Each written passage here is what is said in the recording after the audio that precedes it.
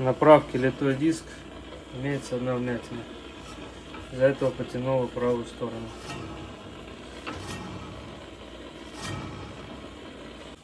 Колесо готово.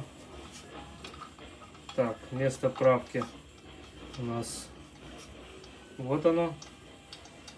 Также перед ним здесь еще была, по-моему, в этом месте, вот она. Ну и вытянули восьмерку. Колесо ровненько.